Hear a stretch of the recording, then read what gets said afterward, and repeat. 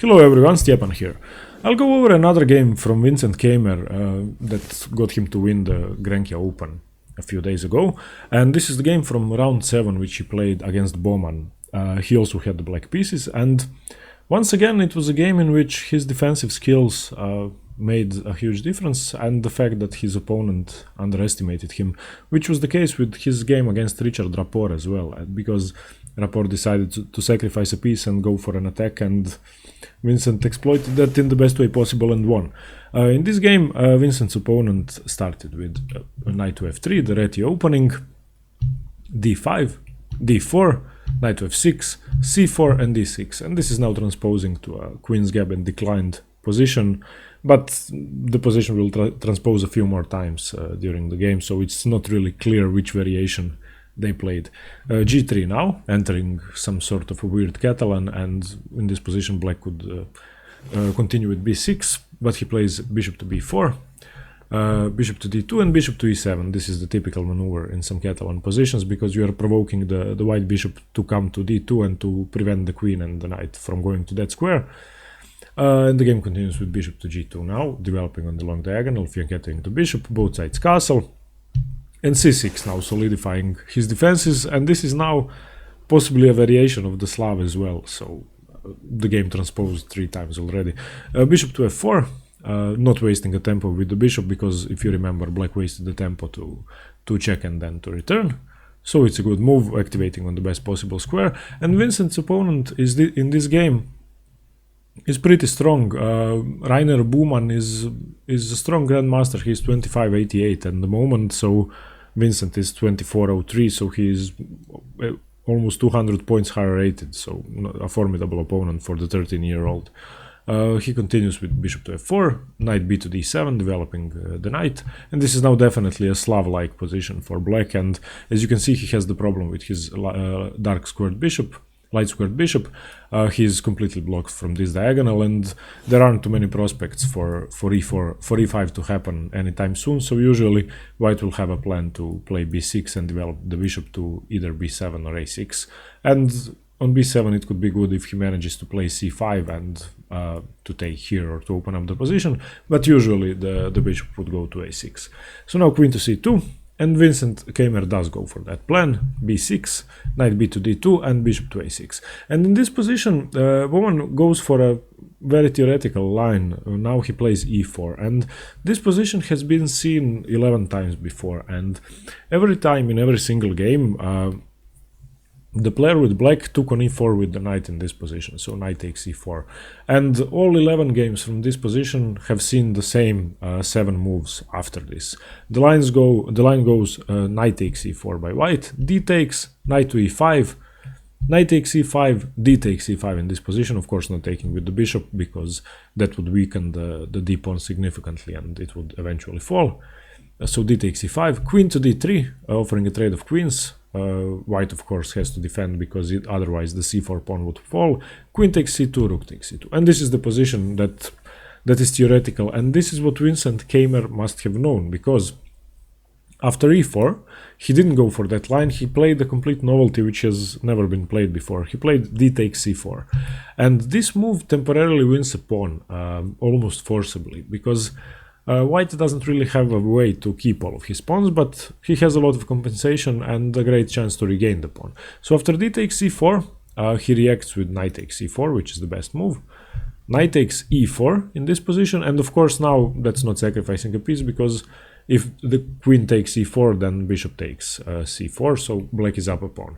And now after this, he continues with rook f to e1, chasing the knight away. The knight just goes to f6. And in this position, Vincent is a clear pawn up, but his c6 pawn is extremely hard to defend, because of the bishop on the long diagonal, because of the queen on the c file, and he can also bring his rooks to c1. The knight could reroute to attack. Both knights could reroute to attack c6, so it's inevitable that the pawn will fall, and there isn't really a comfortable way to defend it. Here the game continues with knight f to e5, immediately striking at the c pawn now 2 times. with the bishop and with the knight. Knight takes c5. Knight takes c5, now once again attacking the pawn 3 times with the queen, bishop and knight. Rook to c8, and now it could be problematic in some positions, but there isn't really a good way to exploit the pin if he captures the pawn, because the queen always has time to move since 2 pieces are attacking along with the queen, so it's pretty safe to take, and he does take. Knight takes c6 and bishop to b5. And in this position, after bishop to b5, it turns out that white had the forcing line which could have given him a much better position than what it turned out to be. What happened in the game was knight takes e7 with check, of course, not giving black time to capture the queen. But after bishop to b5, there was a great move he could have played, and that's d5. And d5 is exploiting the pin on the bishop by the e1 rook, and the fact that the bishop is now attacked 2 times. So after knight takes d5, bishop takes d5, e takes d5, the bishop is now attacked twice. So knight takes e7, queen can't take, and notice that now the position is very tactical and the queen on c2 is dropping, so the game would continue with queen takes e7 because black has time to capture white's knight, and after that take the queen. So knight takes e7, but white has a very important move. He can interpose, he can gain a tempo with the Zwischenzug. Queen takes h7 because that's with check, and now after king takes, rook takes e7, and the position is materially equal, but black has an isolated pawn on the d file, which it's easy to defend at the moment, and it could become a strength, but for now it's a weakness, because white is fast to round it up, and with the moves such as rook to d1 and bishop to e3, he can at least blockade the pawn and then slowly march the king up the board and take it, attack it. So that is the position that his opponent could have achieved had he played d5 after bishop to b5.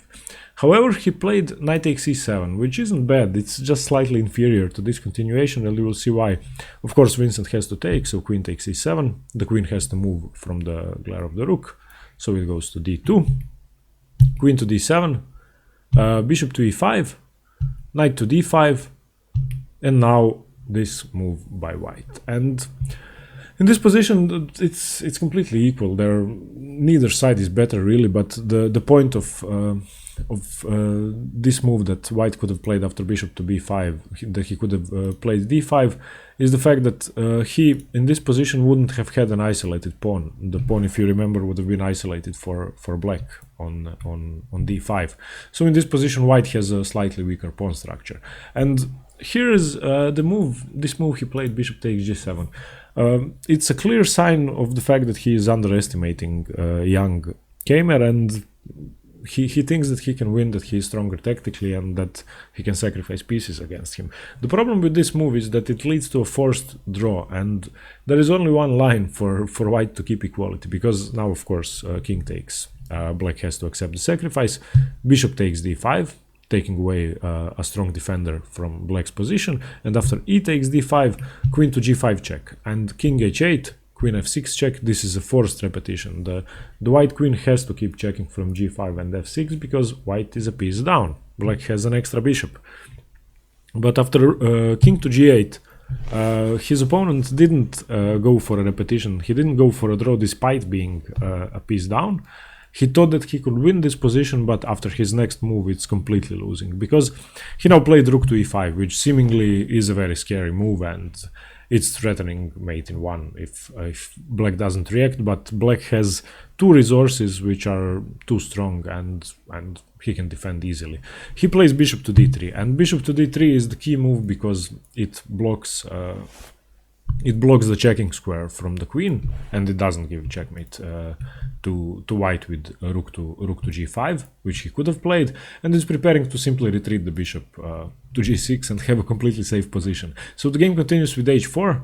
White is preparing to dislodge the bishop from g6 if he tries to defend, but now just simply rook to c6, chasing the queen away, getting the rook to the most important file at the moment, the sixth rank, defending g6, and absolutely preventing white from making any progress, and this is now just lost. White went in for a line which he must have known was losing, but he was counting on the fact that he has more experience, he is a strong grandmaster, and Vincent Keymer is just 13 years old. But he was badly wrong. And now after queen to g5, simply rook to g6, attacking the queen, and we now have rook takes d5, gaining a tempo on the black queen, queen to c6, rook to c1, attacking the queen once more, and now just rook takes g5, offering a trade of queens, and this is completely busted. And after rook takes g5, seemingly gaining a tempo and getting a whole piece for the queen, a whole extra piece, but Keymer can now just play queen to g6, blocking the check, and that's it. If white captures the queen, of course, then the material is still a bishop up for black. And yeah, completely busted position. So white continues with rook to c7, trying to activate on the 7th rank, but Vincent doesn't give him a single pawn, a5, saving the pawn. Rook to c6, now double attacking the queen, but it still doesn't matter. He has already lost that queen, white just hadn't captured it yet. So b5, saving the pawn, b3, and now just queen takes g5, cashing out on his advantage and just taking the rook, relieving the tension from the king side.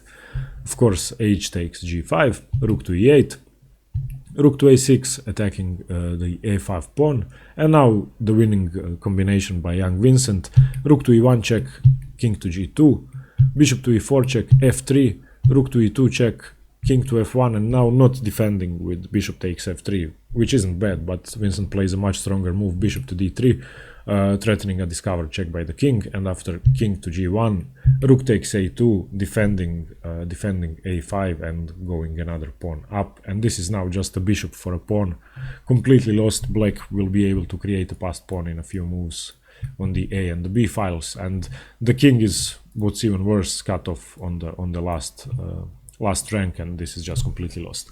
So yeah, this was round 7 of the Grenke Open, and Vincent actually had 4 victories in the last 4 rounds, 6, 7, 8 and 9. I showed you the game against Richard Rapport yesterday, in which he also had the black pieces. It was the game from round 9, and this game from round 7 was against an equally strong opponent.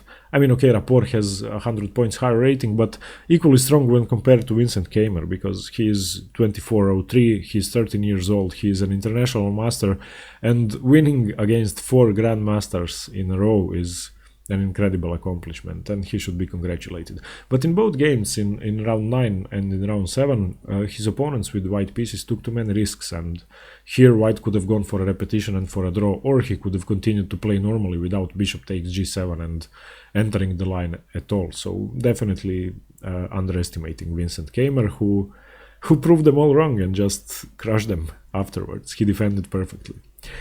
Okay, everybody, thanks for watching. I hope you liked this game by the young German prodigy and the future super grandmaster, definitely. And stay tuned for more chess. Thank you very much. Bye.